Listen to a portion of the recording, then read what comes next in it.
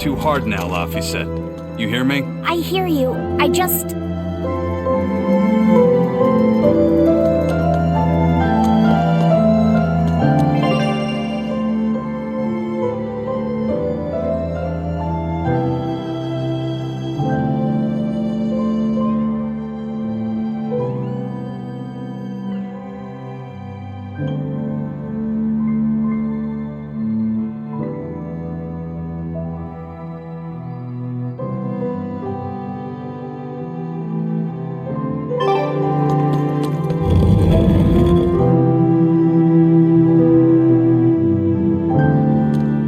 everyone I could find the Therians, but I've only sent us to the wrong places. Eisen, is there any way to boost Amalok's powers? I guess it's okay for me to tell you this. The majority of Malakim today have their consciousnesses sealed away to be used as mere tools for the exorcists. But originally, Malakim were beings who received prayers from people, and in return bestowed their blessings upon nature and mankind. So you're saying that when humans pray to Amalok, the Malak receives great strength? Yes, in general at least. Some Malakim, like me, buck the system and bring about misfortune rather than divine grace. Oh, that's unfortunate. But who would ever pray to me? Maybe you didn't lead us to any Therians, Fee, but it's not like we came back empty-handed. We found orichalcum to use against Shigure, and we also learned we can hold our own against a dragon. Velvet. So where should we go next, Fee? Northgand! There's a big Earth Pulse point north of Helivis! Works for me. Eisen? We can leave whenever you want. Doesn't matter to me. And I'm all set. Let's make our way to the harbor. When I say prayers, I don't mean outright worshipping. All I'm talking about are earnest thoughts and feelings directed at you. I see. So I'm already receiving prayers then.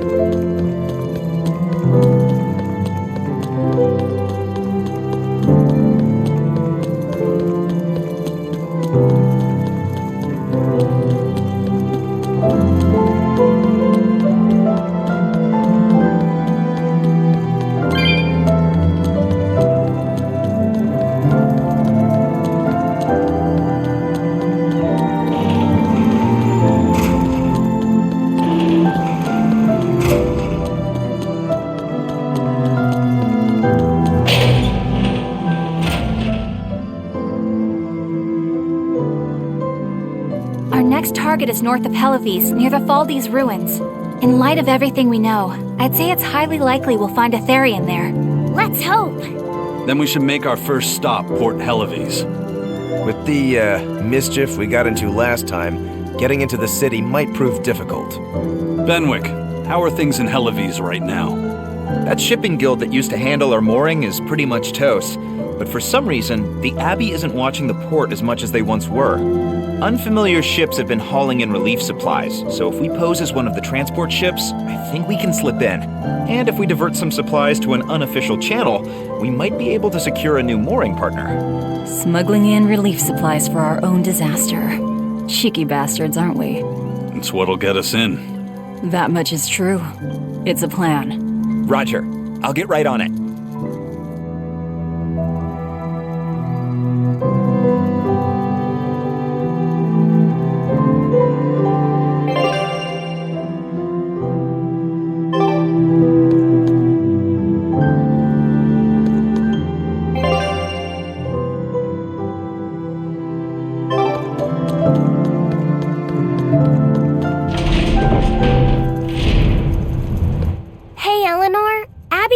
exorcists don't pray to their tethered Malachim, do they?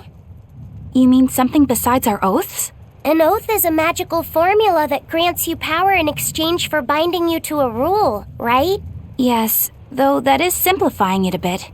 When Malachim receive human prayers, they bestow their blessings upon people and nature. Eisen told me that we Malachim grow stronger when humans pray to us. Prayers and blessings? I've never heard of that. I used to think the same way as the other exorcists. Malachim are merely tools that allow us the use of arts. Yeah, that's what I figured. But Inominat is different. The exorcists all worship him. They have faith in his mighty power. And not only that, the people of this nation pray to the Empyrean for salvation, just as Artorias instructs them. Ah, I get it now. See the wheels turning, do you, kiddo? Huh?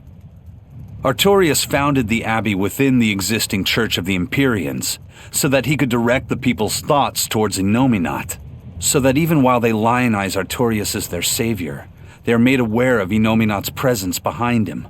Everyone starts believing in Inominat. The prayers of the entire world go to him, becoming his power. After the centuries-long decline of Empyrean worship, he becomes stronger than anyone today could imagine. The pieces do fit. Oaths, prayers, blessings, the demon blight. So much in this world is affected by matters of the heart. They hold magical power, both effective and meddlesome. We are truly going up against the rest of the entire world, aren't we? Don't look so troubled, Eleanor. I'm gonna do my best to get stronger, so believe in me. I am a Malak after all. Oh, Laphicet, you've become so brave so quickly. Have I? But you're still cute when you get embarrassed. Hey, why's your face so red? Huh? My face isn't red. Huh?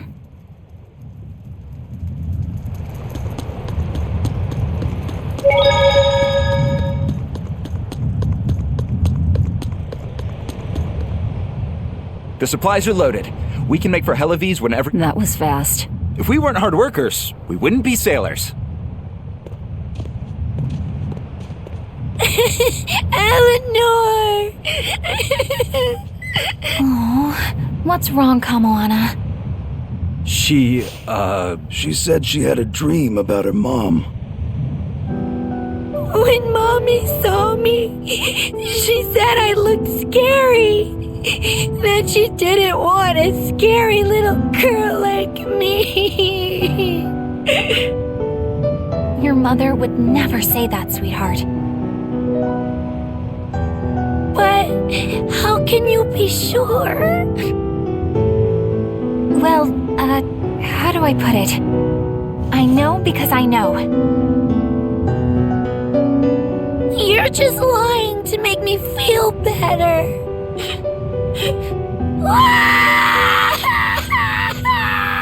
Aw, Kamoana, don't cry.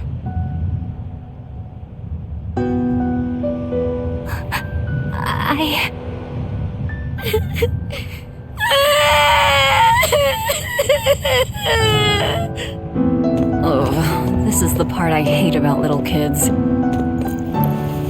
I'm not a little kid! I hate you, Velvet! I hate you! That's right, let it all out.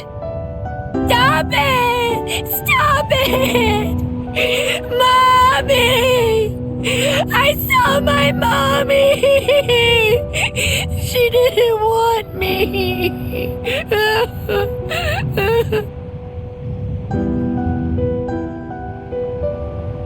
She managed to cry herself to sleep. They're not rational creatures. Sometimes you just gotta let them cry it out.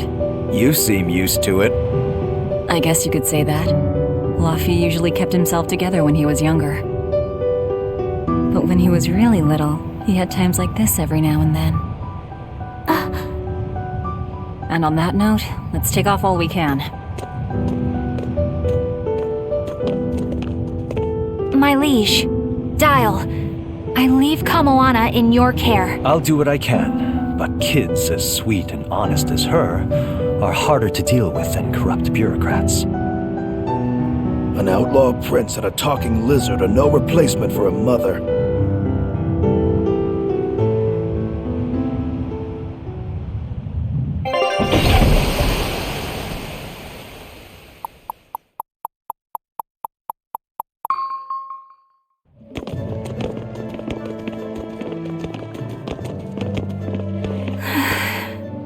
I do hope Kamalana isn't crying anymore. Yeah. Shush. How long is it going to be before you send in another exorcist to replace Lady Teresa? With these demons clamoring at our gates, none of us feel safe anymore. You have our deepest sympathies, but we were sent here on a different mission. That's what the last exorcist who came here said before leaving for the north. What could be up there that's worth all that attention? Surely we're not all being punished by the Abbey for what happened with Medusa, are we? That is not the case. Now, if you'll excuse us, we have business to attend to.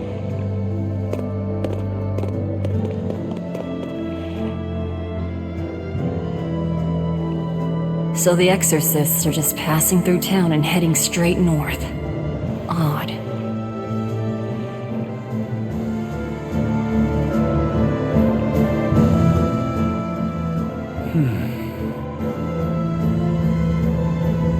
Hey, Eisen. What's it feel like to get a letter? I don't feel anything, nor do I want or need to. There's no joy in receiving these things. Huh? Why not? Don't be so shocked. Look, it's just an invoice from the Turtles. What's the big deal anyway? Do you wish you get letters too? Yeah. But I don't have anyone to send letters to. Let alone anyone who would send me any. Laffy said, I've got a letter for you. What? Really? Who could it be from? The sender is... Bienfu? Yup. You got a letter from yours truly. I figured you'd be wanting someone to send you a letter right about now, so I wrote one up for you. What do you think? You're happy, right? Oh, yeah. Thanks, Bienfu. I'll even read it for you.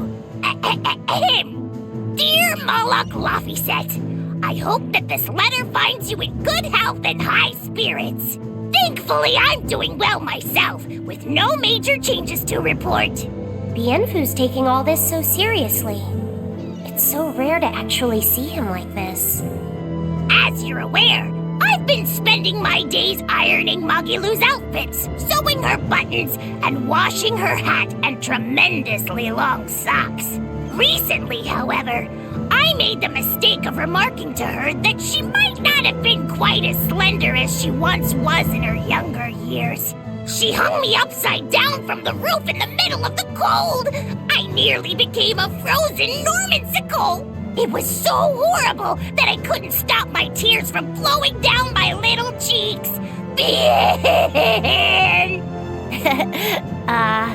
There's the Bienfu we know and love. But all you wrote about in that letter was yourself, and you even read it out loud yourself. That's okay. Thanks, Bienfu. It feels nice to get a letter. That's so kind of you to say. I think I might cry again.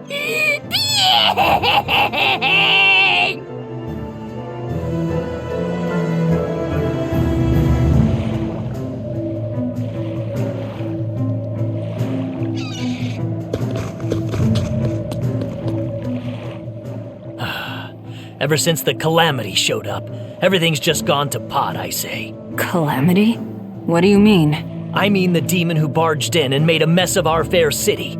She's a nasty creature of pure evil, with an arm that eats anything that gets in her way. Haven't you heard of her? The Calamity's been rampaging across the whole kingdom, not just here. Scant few have seen her and survived. Huh, you don't say. After the Calamity raised our ships and our port, the shipping guild fell apart and our trade routes got poached by other ports. It's bad. The town relies on trade to make ends meet. People are abandoning the city and our streets are no longer safe. Not to mention the demon blight spreading again. Just the other day, a little kid turned into a demon. Just like that. What a world! What a world! What have the exorcists been doing during all of this? Well, Lady Teresa was in charge of this region, but she came up short against the Calamity and got a fat demotion for her troubles. Several new exorcists have been reassigned here, but once they arrive, they all traipse right off to the ruins up north. This has to be Medusa's fault. If she hadn't gone and done something so stupid... Medusa? That's enough. This isn't something for outsiders to know. You're right. Sorry. I'm really worried about what's going to come of this town. It sounds like Hellafeast isn't what it used to be these days. We need to ask around and find out more about what's going on here. Agreed. Especially regarding the Abbey and those ruins. I'm also curious about this Medusa woman. The ruins part makes sense, since the Earth Pulse point might be there. But why do you care who Medusa is? Just a hunch. Something tells me she's worth looking into. You're not gonna look into this Calamity chick? She sounds like a real terror. Yeah, I think I'll pass. I already know plenty about what makes her tick.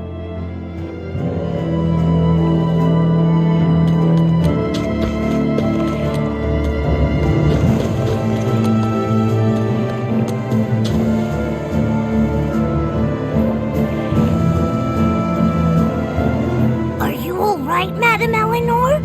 Don't let those people get you down. I'm fine. Thank you for your concern. But could you not do that thing where you blow air on me to dry my tears? All right, I'll just pat your head then. That won't be necessary either.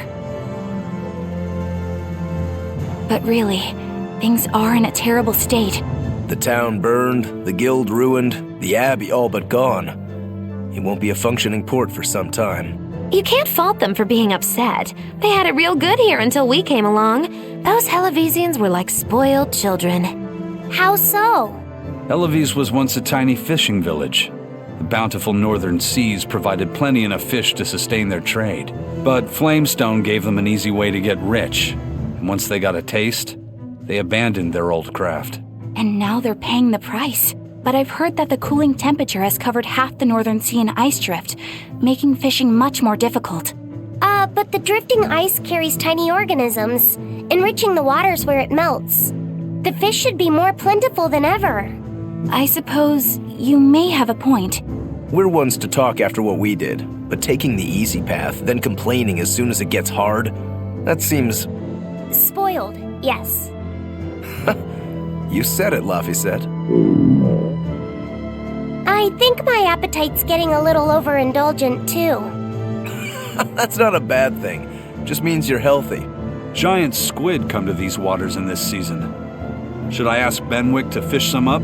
Yeah, and some normal octopuses, too.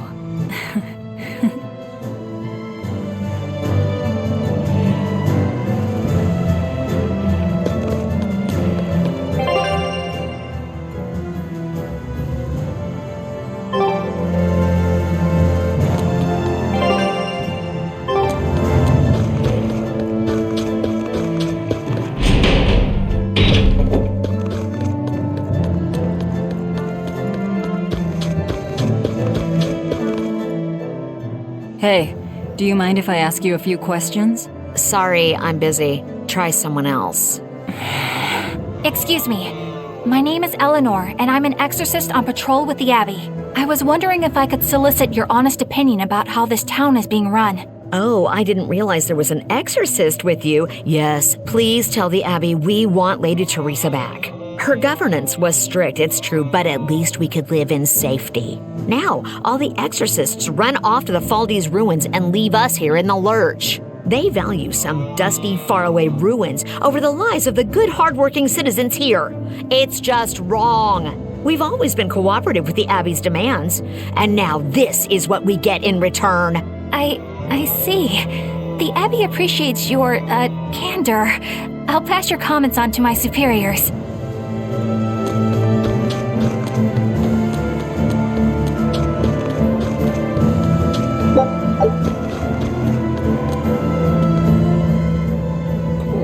Poor Medusa.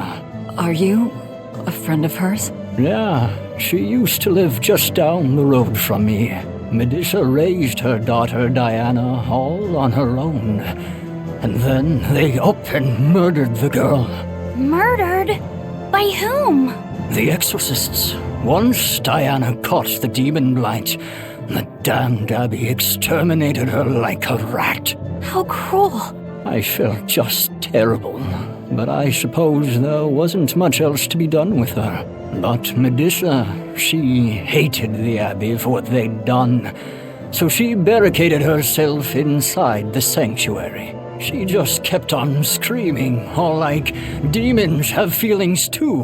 What happened after that? I wouldn't have been surprised to see her executed, but luckily, she was spared that much. An exorcist stopped the guard who was about to cut her down, said, "Don't kill her, she's receptive." Receptive, huh?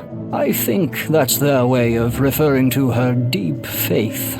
Before all this, she was a real devout lady. That was certainly kind of them. Medusa really cherished her daughter. Can't much blame her for blowing up like that. But the Abbey, they don't care so much about feelings. Reason is all that matters to them. They don't take kindly to people disrupting their order.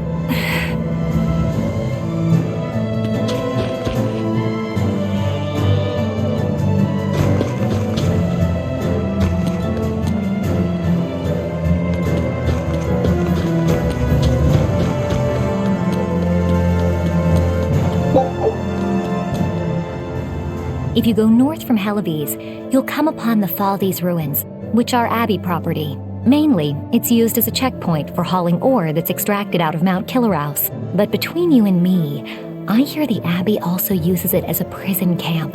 A prison camp? Are they capturing demons? Heavens no! The demons they kill on sight. No, these prisoners are human criminals. Not long ago, this woman killed someone and locked herself up in the sanctuary. I hear she got hauled off to the camp. Why do you think the Abbey would use the ruins for a prison camp? Who knows? Maybe they need a place to deal out their harshest punishments. The Abbey's not known to be forgiving after all. But these are just nasty rumors I heard. Of course, I don't believe a word of it.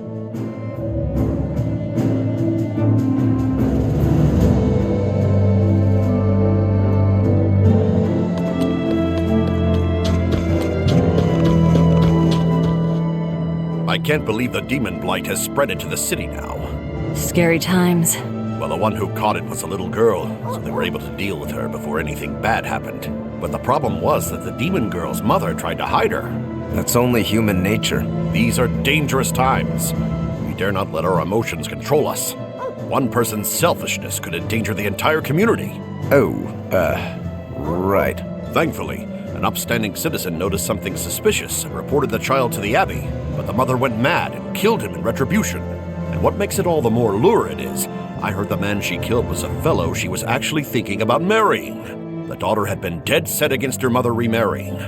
You can taste the irony. That's horrible. She had it coming. If there's anything worse than demons, it's people who can't control themselves. So, Diana was a girl-turned-demon who was killed by an exorcist, and her mother Medusa hated the Abbey for it. And the Abbey is using the Faldes ruins up north as a prison camp. It's a lot like what happened to Kamawana, isn't it? It's natural for a mother to love her own child. To make that a crime. What I'm curious about is the use of the word receptive to describe Medusa. So long as there is one receptive to divine power, Therians shall be forever reborn. If our interpretation of that ancient book is right, it likely means she's receptive to Inominat's power. Meaning they brought Medusa to those ruins where there's an Earth Pulse point, and then they made her into a Therian. That would certainly put all the pieces together, yep. Plus, if this Therian the Abbey created already hates them, that's all the better for us. Yeah, I imagine she'd be willing to work with us. Although, it sounds almost too easy. Did I jinx it? I just jinxed it, didn't I? Probably, but we won't find out until we try. True. Let's head for the ruins. And don't worry, you totally jinxed it.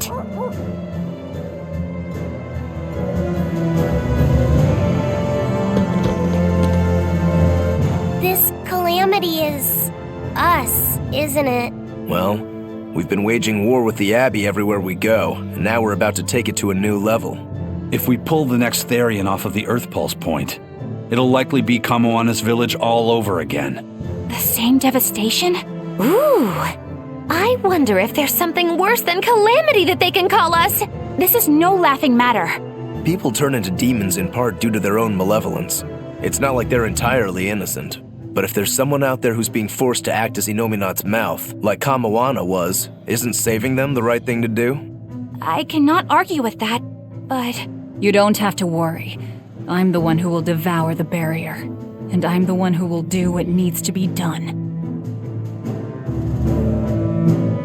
I saw Benwick and the other crew members get into a serious fight over whether cats or dogs were better. I don't get what the big deal is. I can't believe you could say such a thing! No conflict is more perilous than the one that has dogged mankind since the dawn of civilization! In the shadow of every war are the battles of dog lovers and cat lovers. Between each side lies a divide, maybe not all that deep, but unbridgeable all the same. I'd say we're lucky that the squabble you saw didn't escalate into anything more serious. I had no idea it was such a big deal. So what side do all of you fall on? I am, without a doubt, a cat person. Cats and witches have a long history together. Personally, I prefer dogs because they can cohabit with humans while following rules. But I like cats too, because they're cute. What about you, Rokuro? Shigure liked cats, so I don't. But I like dogs even less, always wagging their tails for their masters. I feel the same way. Dogs will trade anything for food. Learning tricks, wagging their tails, getting friendly, and in time, even forgetting to howl. I think that's too cynical. Dogs make efforts to please humans so that we can live together. They're friendly and compassionate creatures. Then does that make you a cat person, Aizen? Actually, I like squirrels best. When I lived with my sister, the nearby forest had lots of nice, fluffy squirrels that would let me pet them. This isn't about squirrels. It's about cats and dogs. You have to pick a side. If I had to choose, yeah, it'd be cats. There's something lovable about the way they act, especially when you spoil them. Reminds me a lot of my sister. What about you, Velvet? Cats or dogs? Dogs. They don't betray you. You always have to be so serious, don't you? So Velvet and Eleanor like dogs, while Magilu and Aizen prefer cats. And Rokuro doesn't care for either one. That makes you our tiebreaker, kiddo. The fate of this showdown is in your hands. It is? Now that you're no longer the Abbey's dog, perhaps you're thinking of being one for Velvet's column? What has that got to do with anything? We're just talking about which animal we like. If you're getting so angry over this, he's going to have no choice but to pick dogs. I just told you. No more fighting! This is clearly getting out of hand, so why don't you all agree that you're Bienfu people and make up already? And what makes you special enough to have Bienfu people? Because I can be loyal like a dog, but also do my own thing like a cat. If you pick me, everybody wins. I don't think it works that way.